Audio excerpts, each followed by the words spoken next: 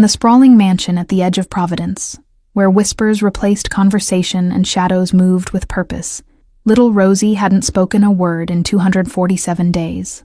The day her mother's casket descended into the cold New England soil was the day her voice disappeared, as if buried alongside the only person who truly understood her heart. Men in expensive suits moved cautiously around her, these hardened criminals who could make grown men tremble, with a glance reduced to awkward, helpless figures in the presence of a silent 7-year-old.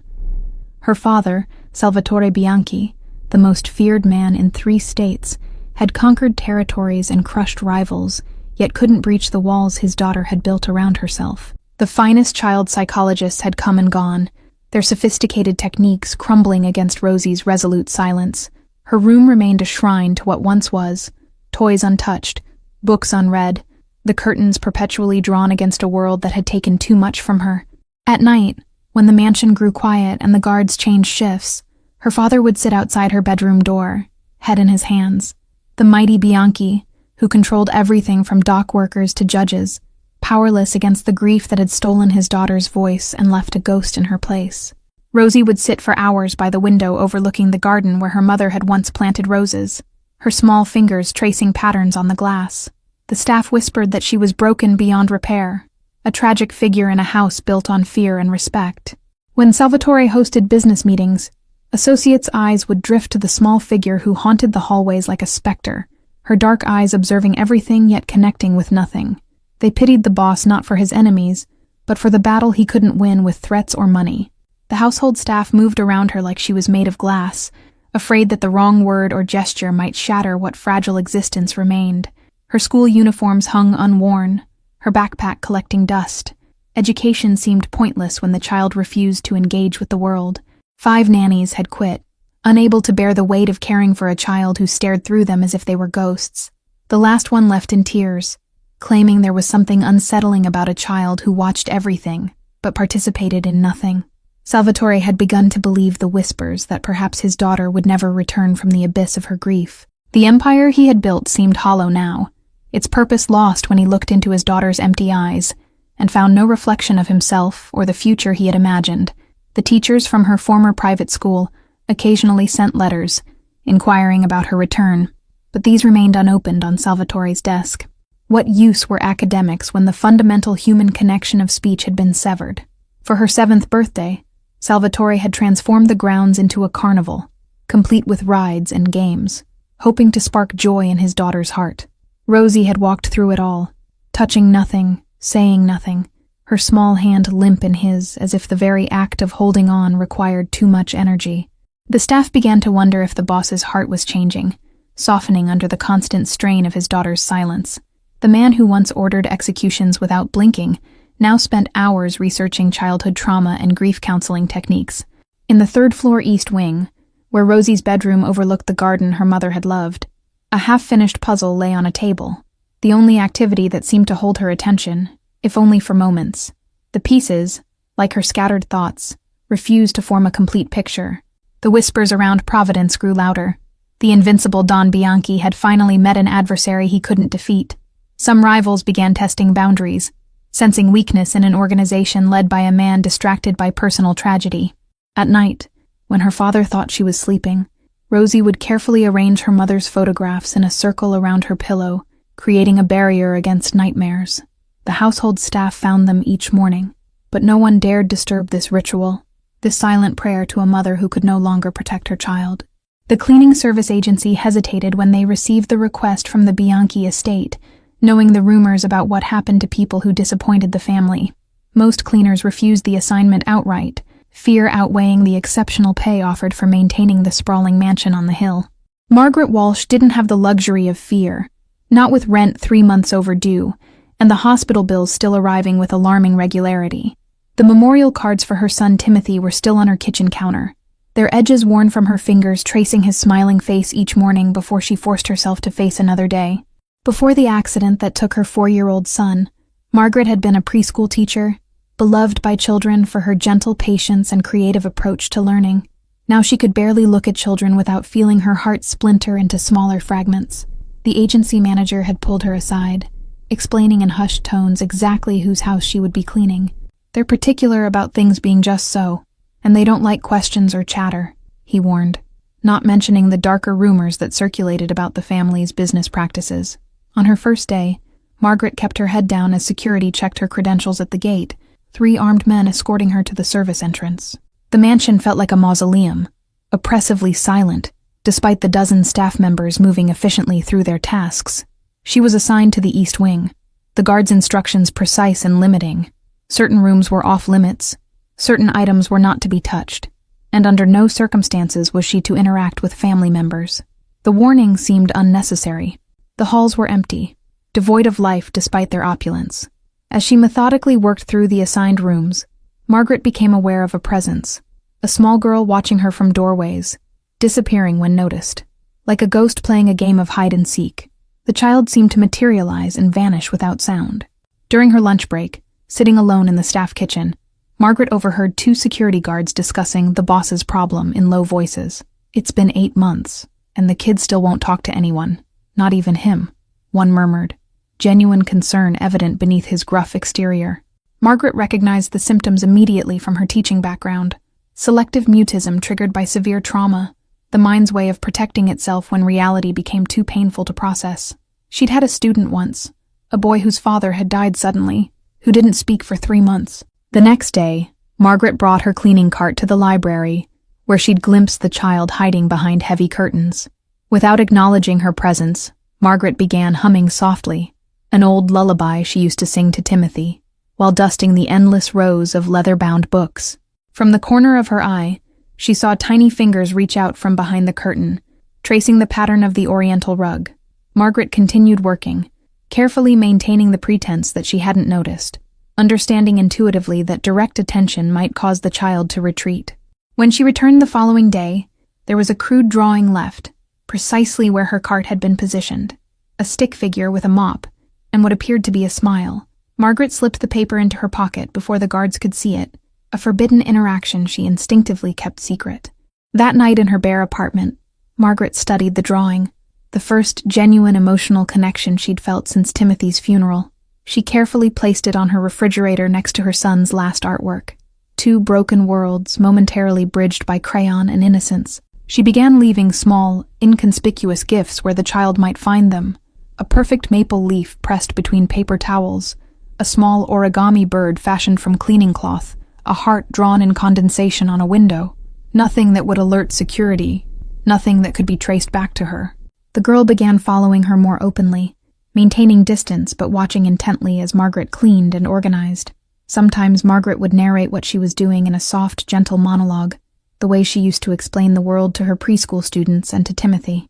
On the 3rd week, Margaret found a small treasure left in her cleaning cart, a handcrafted rabbit missing 1 ear, clearly well-loved and precious to its owner. Her hands trembled as she carefully placed it in the pocket of her uniform, understanding the magnitude of this trust. That evening, she carefully stitched a new ear for the rabbit using fabric from one of Timothy's old blankets, her fingers remembering skills she thought grief had taken from her. She added a tiny heart stitched on its chest, a silent message of understanding from one broken heart to another. The next morning, hidden cameras captured the moment when Margaret slipped the repaired rabbit into the gap between the bookshelf and wall, where she'd seen small fingers retreating. Hours later, those same cameras recorded Rosie retrieving it, her expression changing for the first time in months as she noticed the repair. Salvatore Bianchi, reviewing security footage as he did obsessively since his wife's death, froze the frame on his daughter's face. The subtle shift in her expression, not quite a smile but no longer the empty mask he'd grown accustomed to, made his heart stutter with hope and suspicion. He summoned his head of security, requesting detailed background information on the new cleaning woman. "Everything, Paul. I want to know who she is, where she came from, and why my daughter is responding to her when she's ignored every professional we've brought in." The report arrived on his desk the following morning. Margaret Walsh, 34, former preschool teacher, widow son, deceased in a car accident 18 months prior. Clean record, no connections to rival families or law enforcement, drowning in medical debt despite insurance. Salvatore studied her photograph, trying to understand what made this ordinary-looking woman different from the specialists and caretakers who had failed to reach Rosie. There was something in her eyes that resonated with him, a familiar grief that no amount of money or power could erase. He instructed security to modify the surveillance protocol. Watch them, but don't interfere unless absolutely necessary. For the first time since his wife's death, Salvatore felt a flicker of something beyond the grinding responsibility of maintaining his empire while raising a traumatized child. Margaret noticed the change immediately. Guards maintaining greater distance, doors to previously restricted areas mysteriously unlocked, her access to the house expanding without explanation. The invisible chess game being played around her made her nervous, but her growing connection to the silent child kept her returning. One rainy afternoon, as thunder cracked outside the library windows, Margaret found Rosie curled in a window seat, eyes wide with fear at each lightning flash. Without hesitation, she sat beside her, not touching but close enough to offer security, and began telling a story about rain fairies collecting water for forest creatures. To Margaret's astonishment, the child leaned against her arm as the story continued, a physical connection that brought tears to her eyes. Through the hidden camera, Salvatore watched this simple interaction, his throat tight with emotions he hadn't allowed himself to feel in months. That night, Margaret found an envelope in her bag containing 3 months' worth of her outstanding rent in cash and a note with a single typed sentence, "Whatever you're doing, please don't stop." The handwriting was bold and masculine, the paper expensive, the message clear in its desperation. The following day, Margaret brought a small battery-operated planetarium, setting it up in the library without explanation. When darkness fell, she switched it on, transforming the ceiling into a swirling galaxy of stars and planets, a perfect recreation of the night sky Timothy had loved so much. Rosie's face in the starlight showed wonder, her small hand reaching upward as if to touch the projected constellations. Margaret softly named each one, explaining the myths behind them, creating a magical world where loss wasn't the end of the story but merely a transformation into something new. From his office, watching on the security monitor, Salvatore witnessed his daughter's face come alive in ways he had forgotten were possible. He poured himself a drink with trembling hands, torn between hope that Margaret could heal his daughter and fear of the vulnerability this represented.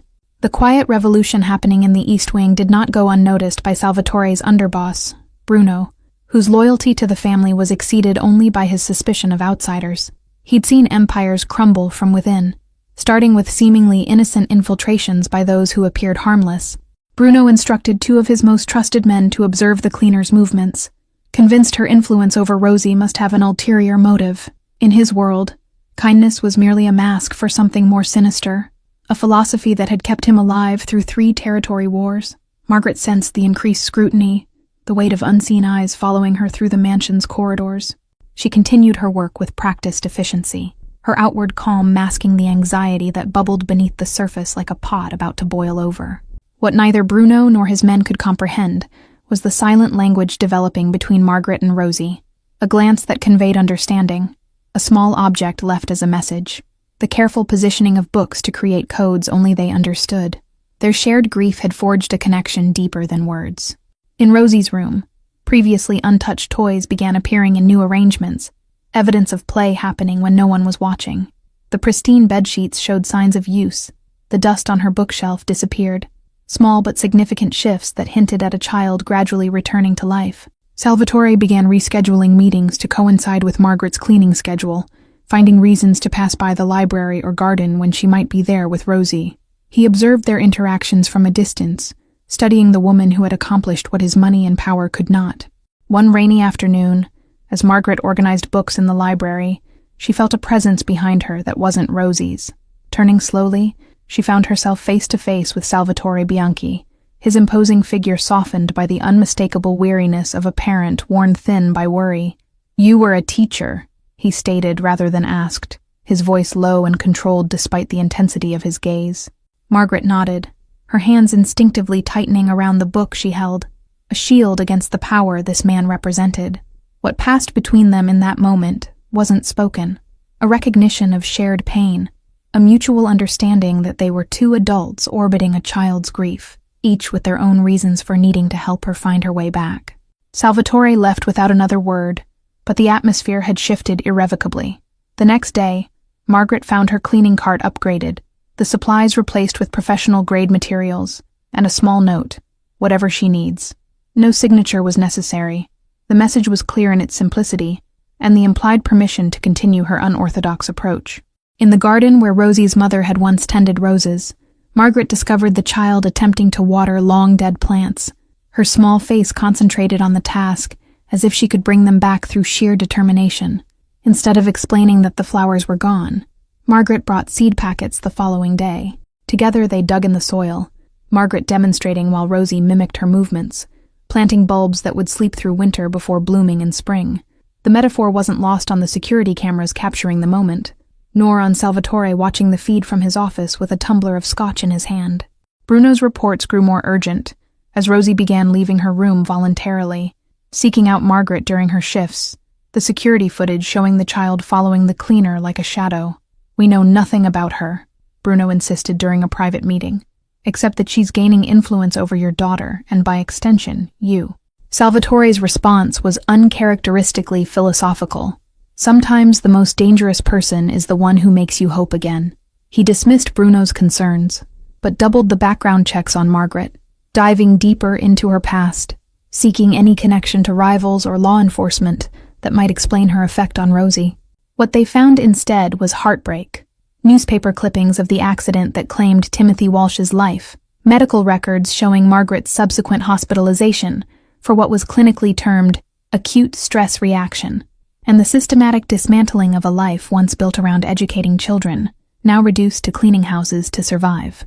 The first word came unexpectedly, during a moment so ordinary it might have been missed, if not for the absolute silence that had preceded it. Margaret was wiping windows in the library, singing softly to herself, when a small voice behind her said simply, "Blue." The cloth slipped from Margaret's fingers as she turned, finding Rosie pointing at the sky visible through the freshly cleaned glass. The single word hung between them, precious and fragile as a soap bubble, neither wanting to acknowledge it too directly for fear it might disappear. Margaret continued cleaning, her heart racing beneath her calm exterior, responding with casual warmth. "Yes, it's very blue today, isn't it? The kind of blue that makes you think summer might last forever." She resisted the urge to report this breakthrough, understanding instinctively that pressure would only drive Rosie back into silence. Unknown to Margaret, every sound in the Bianchi mansion was recorded, every security feed analyzed. Within minutes, Salvatore had been notified that his daughter had spoken for the first time in 8 months, the single word, blue, prompting an emergency rescheduling of a meeting with rival family representatives. Bruno interpreted this development differently, seeing it as proof that the cleaner had established a dangerous level of influence. "She's gotten the girl to speak when specialists couldn't," he argued during a tense meeting with Salvatore. "We need to know what she's saying to her when cameras aren't watching." The following morning, Margaret found herself invited to Salvatore's office, a summons delivered by a stone-faced security guard that offered no opportunity for refusal. The journey through the mansion's west wing revealed a different world, one of business and power rather than domestic life. Salvatore stood when she entered, a courtesy that surprised her, gesturing to a chair across from his imposing desk. "My daughter spoke yesterday," he stated, eyes studying her reaction. "One word, but it's the first sound she's made since her mother's funeral." Margaret met his gaze steadily, sensing that her response would be measured carefully. "Children heal in their own time, Mr. Bianchi. Rosie's silence isn't stubbornness or defiance. It's protection against a world that became too painful too suddenly." A muscle twitched in Salvatore's jaw, the only indication that her words had affected him. "You lost a child," he said after a long pause. "My security team says that's why you understand her, why you can reach her when others can't."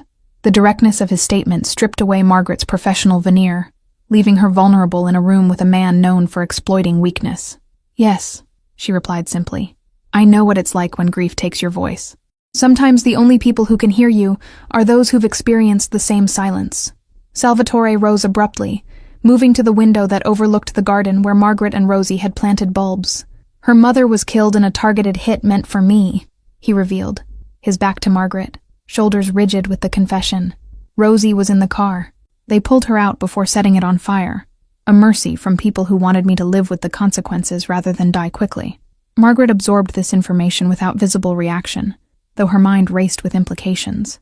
"And you've been keeping Rosie isolated since then, surrounded by security, afraid they might come back for her," she concluded, understanding now why the child's world had shrunk to the confines of the mansion. "I've been keeping her alive," Salvatore corrected, turning back to face Margaret with an intensity that made her breath catch. But I'm beginning to wonder if there's a difference between surviving and living, and which one I've condemned her to. The request, when it came, was not what Margaret expected. Salvatore asked her to expand her role beyond cleaning, to spend structured time with Rosie daily, to create a routine that might help the child reclaim some normalcy. The salary he offered was more than she'd made as a teacher, enough to clear her debts and start fresh. Bruno's objections were overruled, though his concerns about security protocols for the new arrangement created tension within the household.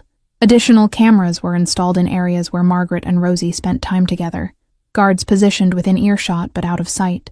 The annual gathering of Bianchi family associates was a tradition dating back generations, a display of power and unity that no personal tragedy could be allowed to disrupt.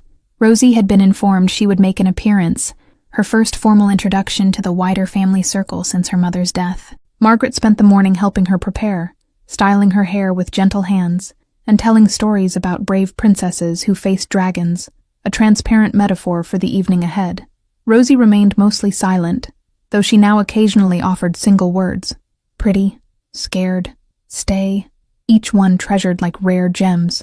The child's dress, selected by a stylist under Salvatore's direction, was age-appropriate yet clearly expensive, a reminder of her position as heir to an empire built in shadows. Margaret fastened the pearl buttons up the back with steady fingers, pretending not to notice how the child trembled beneath the fabric.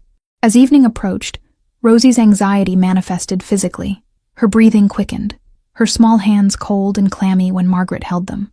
"Remember, you can come back to your room whenever you want," Margaret reassured her, knowing Salvatore had agreed to this escape clause after lengthy discussion. The ballroom gleamed with crystal and polished silver, dozens of conversations hushing momentarily as Salvatore entered with Rosie's hand clasped firmly in his. Margaret watched from a strategic position near a service entrance, close enough to intervene if needed but invisible to most guests. Rosie's composure lasted exactly 27 minutes before the combination of unfamiliar faces, loud conversations, and a champagne glass shattering nearby triggered a response that no one was prepared for. The child's scream cut through the elegant murmur of the gathering like a knife, her body collapsing to the floor as she curled into herself, hands over her ears. Security responded instantly, moving toward Rosie with hands on concealed weapons, scanning for external threats while guests backed away in confusion and alarm. Salvatore froze, caught between his roles as father and leader, the dual responsibilities momentarily paralyzing his response. Margaret moved without conscious thought, pushing past guards and guests alike to reach the child huddled on the polished marble floor. She knelt beside Rosie, creating a physical barrier between her and the startled onlookers, her voice low and steady as she guided the child through breathing exercises practiced during quieter moments. "Just like we talked about, Rosie. In through your nose while I count to 4, hold for 4, out through your mouth for 4, Margaret murmured, demonstrating the rhythm without touching the child, respecting the invisible boundary that panic had erected around her.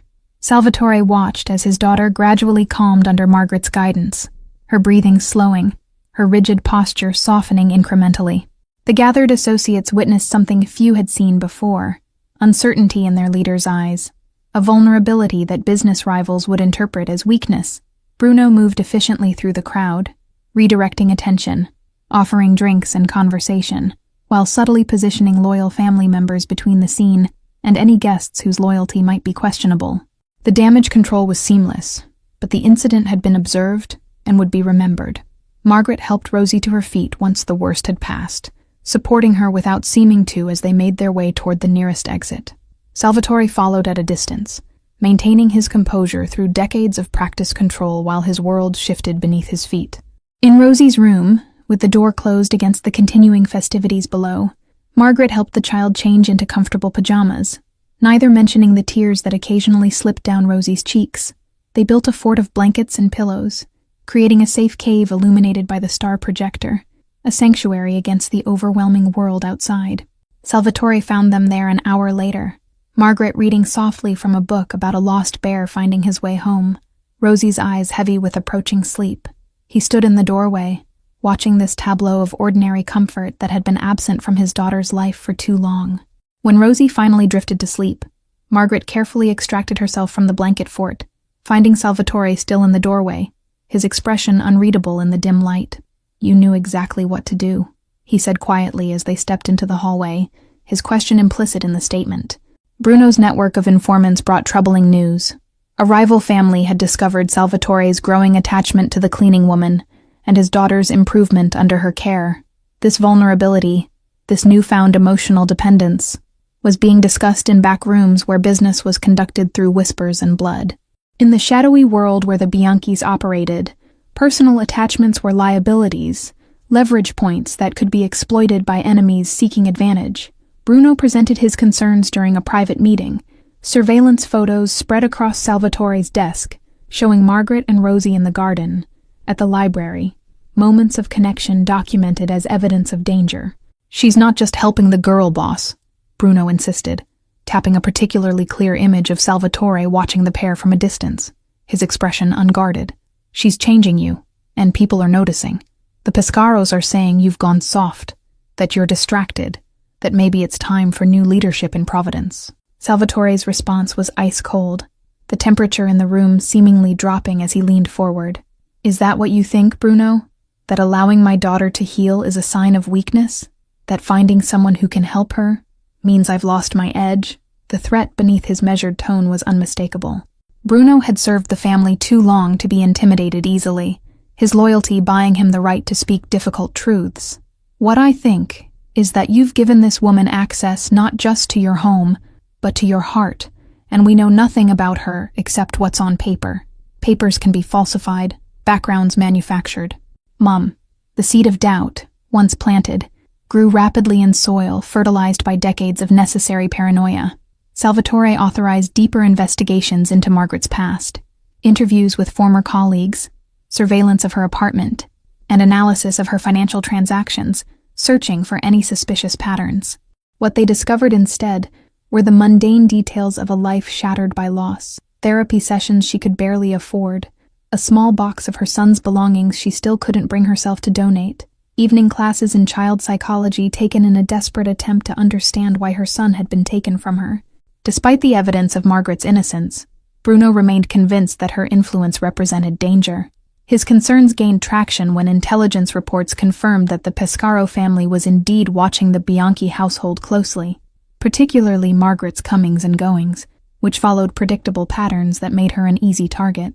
The warning came from an unexpected source, a police detective with ties to the Bianchi organization, who reported increased surveillance activity around Margaret's apartment building. "They're not watching her because she's a threat," the detective explained during a clandestine meeting. "They're watching her because you care about her, and that makes her valuable." Salvatore faced an impossible choice: remove Margaret from their lives, severing the connection that had brought Rosie back from the edge of a bottomless grief, or keep her close, knowing that her presence painted a target on her back that grew larger with each day she remained in their orbit. The decision was taken out of his hands when Margaret's apartment was broken into while she was working at the mansion. Nothing was taken, but every photo of her son had been arranged in a circle on her bed, a message that required no translation. "We know what matters to you. We know how to hurt you." When informed of the break-in, Margaret's face drained of color, her hands gripping the edge of Salvatore's desk with white-knuckle intensity. "They found Timothy's things," she whispered, the implication clear. Strangers had touched her most precious memories, violated the shrine she had created to her son's short life. Salvatore's response was immediate and non-negotiable. Margaret would move into the estate's guest house effective immediately, her apartment leased to someone else under a different name, her remaining possessions transferred under heavy guard. The walls that protected his family would now extend to include her. Bruno objected strenuously, arguing that bringing Margaret closer was exactly what their enemies wanted, creating a consolidated target rather than distributed vulnerabilities. "You're thinking with your heart, not your head," he warned during a heated exchange that ended with Salvatore reminding him sharply of the chain of command. The guest house transformation occurred with military precision. Security systems upgraded, bulletproof glass installed, panic buttons positioned strategically throughout the small but elegant space. What had once been designed for visiting associates became a fortress within a fortress. A visual representation of Margaret's new status within the Bianchi hierarchy. The morning after Margaret moved into the guest house, Rosie appeared at her door unescorted, clutching her repaired rabbit and a small backpack. "Breakfast," she said simply, the single word an invitation rather than a request. her free hand extended with an expectancy that brought tears to Margaret's eyes. Together they walked to the main house, trailed at a discreet distance by security personnel, who had clearly been instructed to allow this unprecedented independence. In the kitchen, the staff glanced curiously at Margaret in her civilian clothes, rather than her cleaner's uniform, this visual signifier of her altered position, creating ripples of speculation throughout the household. Salvatore joined them halfway through their meal, his entrance causing an immediate exodus of kitchen staff seeking to give the unusual trio privacy. He poured coffee with his own hands, a domestic gesture at odds with the power he wielded beyond these walls, his eyes frequently darting to Rosie as she arranged fruit into patterns on her plate. "I need to attend to business matters today," he announced, directing his words primarily to Margaret, though his eyes remained on his daughter. "There have been complications requiring my personal attention. Paul will remain here with additional security. No one leaves the property until I return." After he departed, the atmosphere in the mansion shifted perceptibly, Bruno's authority filling the vacuum left by Salvatore's absence. He made no attempt to hide his surveillance of Margaret and Rosie, his presence a constant shadow as they moved through their day, his disapproval evident in every terse instruction to the security team. In the library that afternoon, as Margaret helped Rosie with basic reading exercises, the child surprised her with a complete sentence, her first since the trauma. "Why doesn't Bruno like you?" she asked, her voice rusty from disuse, but her perception razor-sharp, missing nothing despite her silence. Margaret chose her words carefully, aware of the microphones undoubtedly recording their conversation. "Sometimes people worry about change, especially when they care deeply about protecting someone they love. Bruno wants to keep you and your father safe, and sometimes new people seem like they might be dangerous." Rosie considered this explanation with solemn eyes that had witnessed more violence than any child should. "You're not dangerous," she stated with absolute conviction, returning to her book as if the matter was settled, unaware of the profound effect her words had on the adults listening through security feeds. That evening, as Margaret prepared for bed in the guest house, the security alarm chimed softly, announcing an authorized visitor. Salvatore stood at her door, his customary suit replaced by more casual attire, a bottle of wine in one hand, and a haunted expression that spoke of difficult decisions made and implemented. "The Pescaro underboss won't be a problem anymore," he said without preamble as she let him in, the statement hanging between them like a test. Would she ask for details she was better off not knowing? Or would she accept the reality of who he was and what his world required? Margaret's response surprised both of them. She took the wine bottle from his hand and moved to the kitchen for glasses, her silence neither condemnation nor approval, but simple acceptance of complexities beyond her control. "Rosie formed a complete sentence today," she offered instead, changing the subject to safer ground. They sat in her small living room, the security monitors visible on her wall displaying the perimeter of the guest house, a constant reminder of danger and protection. "Bruno doesn't trust me," Margaret stated after her first sip of wine. "He believes I'm a weakness in your organization, a way for your enemies to hurt you through Rosie." Salvatore's laugh held no humor. "Bruno doesn't trust anyone, including himself most days. But he's not wrong. Caring about people is dangerous in my world. It creates vulnerabilities that can be exploited." He studied her over the rim of his glass, searching for judgment or fear and finding neither. "I understood what I was walking into when I moved here," Margaret replied, her gaze steady and direct. "I've spent 18 months drowning in grief for my son, going through motions that looked like living but weren't. Helping Rosie has helped me too. Some risks are worth taking." Something shifted between them in that moment, an acknowledgement of truths too complicated for simple definition. They talked for hours, about Rosie's progress, about Timothy, about the wife and mother whose absences had shaped them all, their conversation carefully avoiding the bloodier aspects of Salvatore's business, while never pretending they didn't exist. Dawn was breaking when Salvatore finally left, their connection deepened by shared vulnerability and mutual respect. Neither could have predicted that as they spoke, Bruno was meeting with associates concerned about the family's changing dynamics, men who saw Salvatore's evolving priorities as evidence of weakness rather than growth.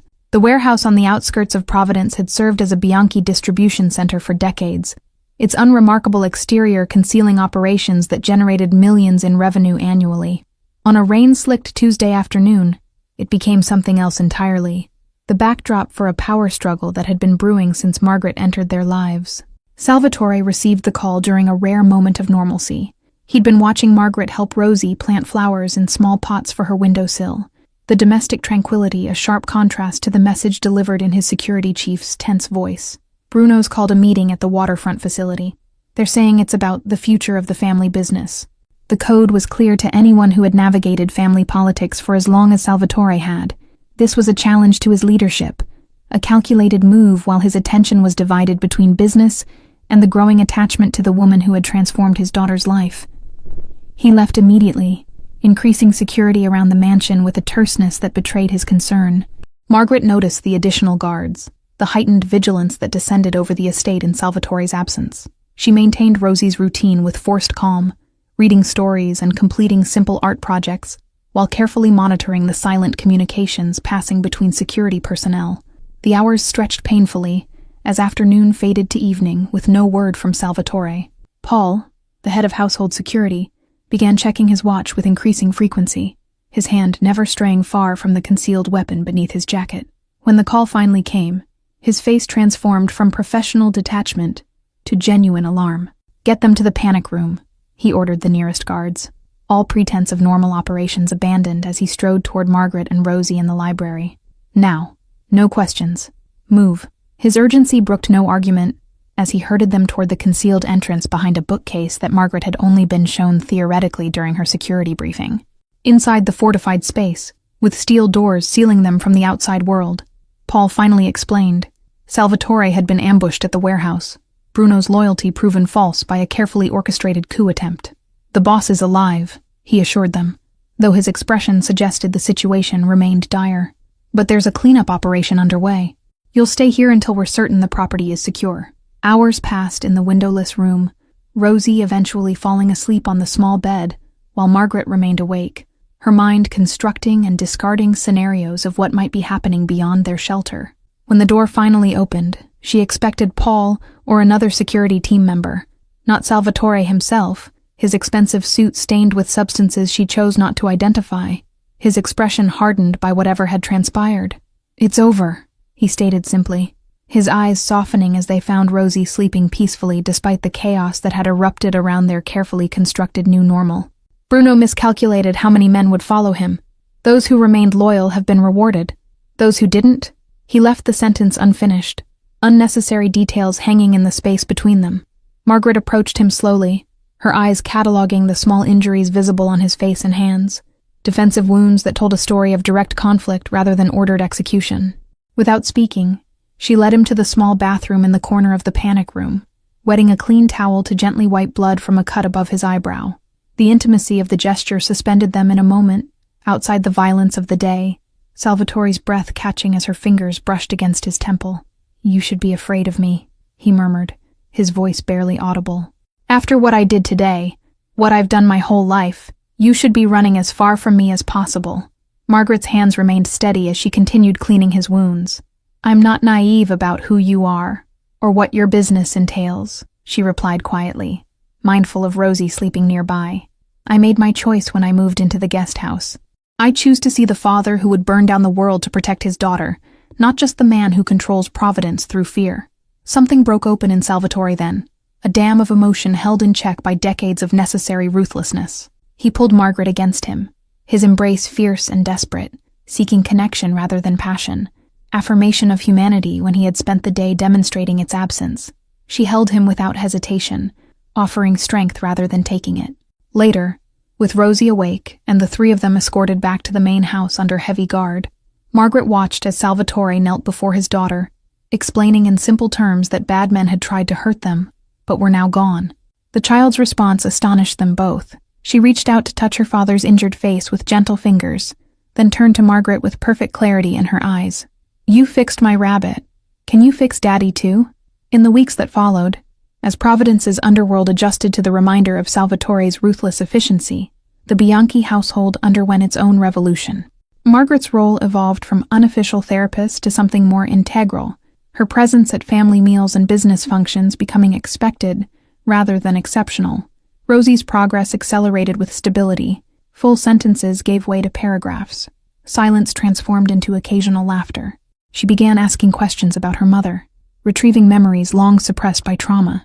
grief finally finding healthy expression through stories and shared remembrance. The first time Salvatore kissed Margaret was in the garden Rosie had helped restore, surrounded by blooms that symbolized renewal and second chances. The moment was unplanned, growing naturally from a conversation about the future, about possibilities neither had dared consider during their darkest days of grief. Rosie found them there, her small face lighting with understanding beyond her years. "Are we going to be a family now?" she asked, the directness of childhood cutting through adult complications with perfect precision. The question hung in the summer air, weighted with potential and fragile hope. "I think perhaps we already are," Salvatore answered, looking to Margaret for confirmation, for permission to believe in something he had never thought possible. Redemption through love rather than penance through isolation. Her smile was answer enough, the three of them connected by loss and healing and unexpected second chances. 6 months later, as autumn painted Providence in amber and gold, Margaret officially adopted Rosie in a private ceremony, attended only by those who had earned absolute trust. The paperwork made official what had already been true, that families are sometimes formed in the aftermath of shattering loss, built from broken pieces that fit together in unexpected ways. Thank you all for following this story. If you enjoyed it, please write in the comments where you're watching from. And don't forget to like, subscribe, and share the video, because your support is important for me to continue creating here.